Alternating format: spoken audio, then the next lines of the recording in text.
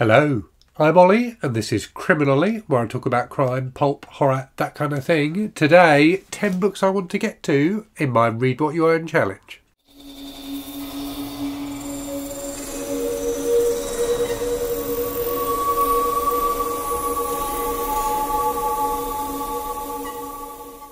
So the gauntlet for this was thrown down by MJ from the channel Reading This Life, who put up a video a few days ago talking about 10 of the books she definitely wants to get to in her Read What You Own challenge, and inviting other people who are taking part in the challenge to do the same. So I thought I would do that today. So I've got 10 physical books here, many of which have been languishing on my shelves for some amount of time, that I definitely want to get to as part of this challenge. So I'm going to talk to you about these 10 books, and then also at the end do a shout out for a smaller channel that's taking part in the Read What You Own challenge this year. And just before I do any of that, I've been blown away by the number of people that are signing up to do this year. When I first started the challenge 2 years ago, I didn't expect anyone to do it other than me. It was only intended to be a personal thing. So it's wonderful that it's kind of captured people's imagination and people see the value in doing it, and the importance of just taking a pause and taking stock and you know, considering the volume of books that many of us buy. I certainly buy far more books than I should. So I do think sometimes it's good to just slow down and concentrate on what you've got, which is really the purpose of the Read What You Own challenge. Right, so 10 books here, a variety of different things. I've literally just kind of wandered through my shelves and picked off 10 things that are things I know I definitely want to read. They are typically shorter, and that's, you know, kind of one of the things I'm doing with the Read What You Own challenge this year, is trying to slightly prioritise shorter books so I get through it more quickly. I do have a plan in mind for what I'm going to do when I get to the end of the challenge, which I'm hoping will be sometime in January. So we'll see if A, I get to the end of the challenge sometime in January, and B, if this plan I'm hatching in my mind still feels like the right thing to do at that point. Anyway, let's get on with the books. So the first one is one I bought fairly recently, Open Season by David Osborne, which is kind of a gritty, gruelling 70s thriller. So I have read this. I read this as a teenager. It originally came out in 1974 and was filmed. I haven't seen the movie, but the movie's got Peter Fonda in it, so, and William Holden as well. So a reasonably good cast. And it's kind of a, you know, guys go on a hunting trip in the woods and terrible stuff happens kind of a book, from what I remember.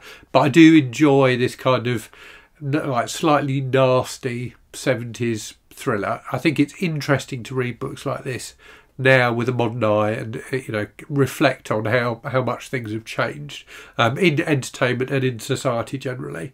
I bought this because I was reading another slightly nasty 70s thriller, and it was advertised at the back, and that reminded me of it and reminded me that I'd read it before. So that's definitely one that's going on my pile for Read What You Owned. Another one is this, SemiTough by Dan Jenkins, which I think was sent to me by Eerie B, one of my subscribers, some time ago, in a big, wonderful box of trashy books. So this is something I'm only familiar with through the movie. So I think there's a movie version of this with Burt Reynolds, who's very much in my mind this month as I grow my moustache. So this is a book about American football, and I think it's, I can't remember if it's it is a novel. So it's a slightly saucy novel about American football, and I A, don't mind slightly saucy novels, and B, actually really enjoy fiction about sports. So I have no interest in watching sport at all or in participating in sport, but I do find it to be a good setting. Like sports stories, I think, are compelling stories, you know, the kind of underdog stuff and, you know, that kind of thing. Whether that happens in SemiTough or not, I don't know, but I've always enjoyed sports stories, in movies in particular, I think, but in fiction as well. Next up, from a series I have read many volumes of, or many entries in over the years, and then started reading again a while ago on my Kindle from the start. And when I checked, this one, which I have a physical copy of, the Quick Red Fox, is actually the next one I need to read. So this is from the Travis McGee mystery series by John D. MacDonald, a wonderful series of mysteries about this detective Trav McGee, who's kind of a bit of a layabout, or not a layabout. He's a very chilled out guy basically. So he does kind of salvage type mysteries, but he spends half the year living on his houseboat, the Busted Flush, and the other half of the year like just laying in the sun, drinking, picking up girls basically, and the other half of the year earning money doing cases so that he can spend the other 6 months lazing around. So they're really, really entertaining mysteries. So looking forward to that one. Next, a book which I bought ages ago and did start and just didn't get on with it at the time. I did a short a little while ago, I think, of 10 books I'm intimidated by. This was one of them. And so many people on that said, you shouldn't be intimidated by that book. It's a really easy, fun read.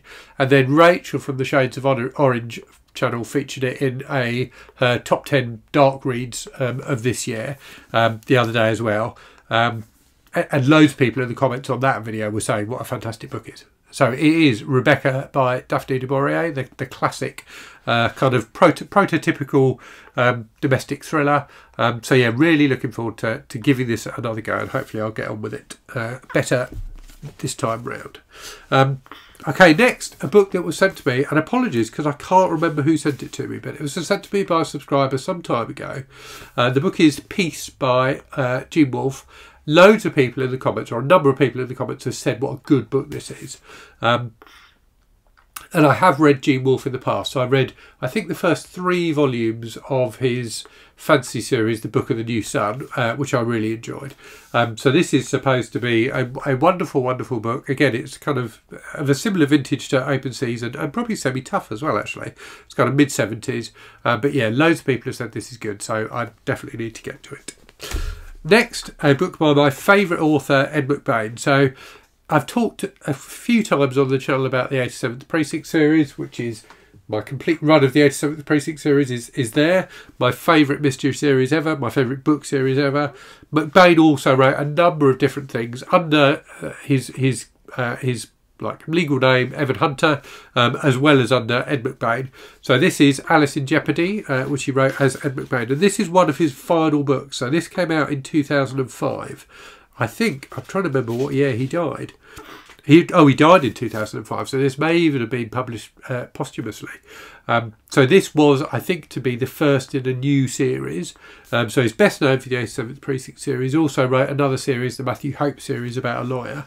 I think this was going to be the first in a new series. So I think it will be bittersweet reading this. I've read the full 87th Precinct series and several of the Matthew Hope books and a number of other standalones by McBain / Hunter.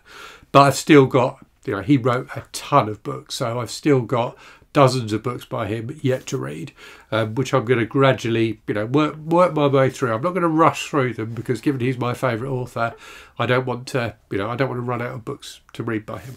But yeah, this will be the next one of his I read anyway. Alice in Jeopardy, which is a mystery. Another mystery then, or a suspense novel at least. So I'm going to be reading Fool's Gold by Dolores Hitchens from this lovely Library of America Women Crime Writers edition. So I've read the other 3. So this is 4 suspense novels from the 50s. I've read the other 3, which were The Blunderer by Patricia Highsmith, Mischief by Charlotte Armstrong, and Beast in View by Margaret Miller, all of which were great. So yeah, really looking forward to Fool's Gold. Never read Dolores Hitchens, don't know anything about the book, but so far this collection has been a very reliable source of good suspense novels. Next up, a bit of non-fiction. So this is one I picked up in a charity shop a few years ago and haven't got to yet, and I should, because it looks like a really fun read. And I featured it in one of my short random book for the shelves videos the other day, and people commented, at least one person commented, and I think I've had this comment when I've shown this book before, that they'd met the author in real life and he's a really lovely guy, which makes me want to read it even more. Anyway, the book is If Chins Could Kill, Confessions of a B-Movie Actor by Bruce Campbell, star of the Evil Dead series of movies, one of my favourite movie series ever. So yeah, really looking forward to reading this. I'm sure it will be insightful and amusing, and also a fairly quick read. It's got kind of lots of pictures and things like that, which should make me get through it a bit quicker. Okay, 2 more things to go then. So next up, a book from an author I only discovered through BookTube, but whose work I have found to be fantastic and who I've talked about on the channel before. That is Derek Raymond. So I've read his Factory series of books, which is I think the series he's best known for, and I've done a review of that series on the channel. So a very dark and disturbing series of detective novels. This is a standalone, Nightmare in the Street, which is set in Paris. So the other books are set in London. And this, I believe, is his... Yeah, so this is his final book. So the manuscript for this was discovered after his death. So yeah, interesting to see what this is like and whether it's as good as the Factory books. And then finally, another piece of non-fiction, Caric by John Waters. So this is John Waters, the film director, hitchhiking across America and having conversations with various people he meets along the way, I think, which I think is quite an interesting concept for a book. This book was brought to mind to me yesterday. So we went as a family yesterday to see the play Everybody's Talking About Jamie in Brighton, which was a wonderful experience, very, very enjoyable. But it's a play about a drag queen, and features some older drag queens. So the main character Jamie is a teenage drag queen.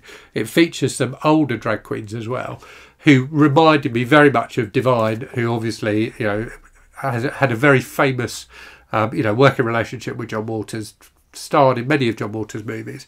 So that reminded me that I had this book on my shelves. It made me wonder whether I should watch Pink Flamingos again, but I don't think I've got the stomach to.